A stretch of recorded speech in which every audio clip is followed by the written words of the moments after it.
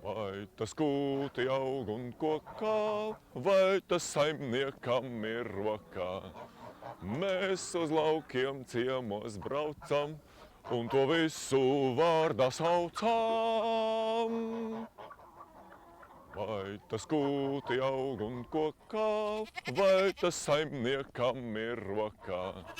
Mēs uz laukiem ciemos braucam, un to visu vārdā saucam.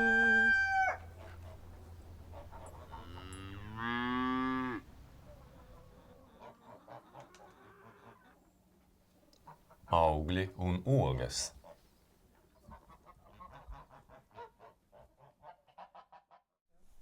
Sveiki!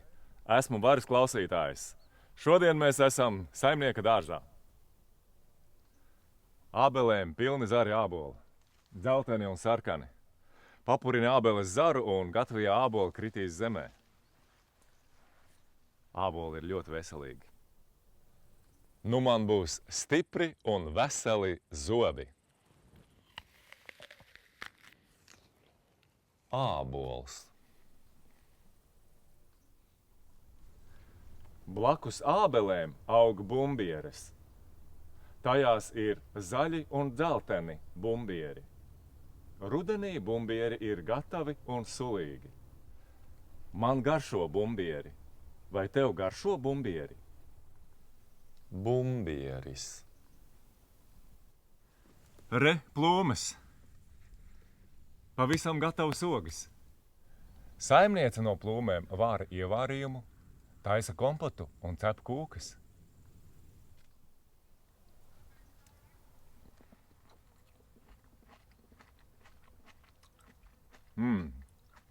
Garšīga plūme. Salda. Plūme. Ķiršu ogas jau nolasītas. Šie ķirši ir pēdējie. Tagad ķiršu koks atpūšas.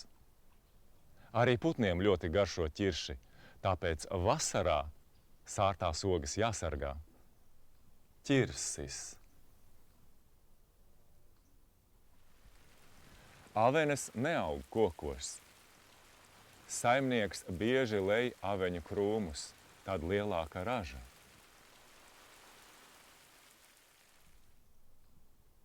Šīs ir pēdējās, vissaldākās.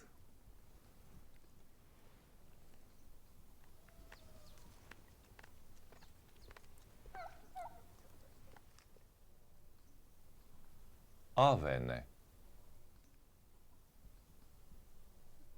Zemenes aug mežā, bet tās aug arī dārzā, dobē. Vasarā dobēs daudz sarkanu zemeņu. Čaklas saimnieces zemenes ravē, lai neaug nezāles. No zemenēm vāra smaržīgu ievārījumu, bet visgardākās tās ir tepat dārzā.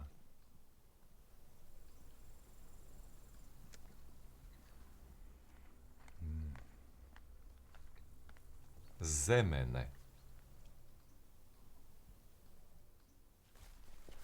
Melnās upenes arī aug dārzā, upeņu krūmos.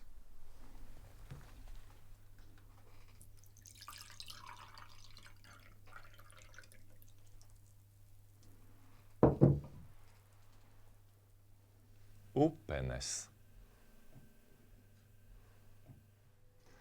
Jāņogu krūmā vasarā gozējas sarkanu jāņogu ķekari. Dažreiz jāņogas ir skābas, bet ievārījums salds.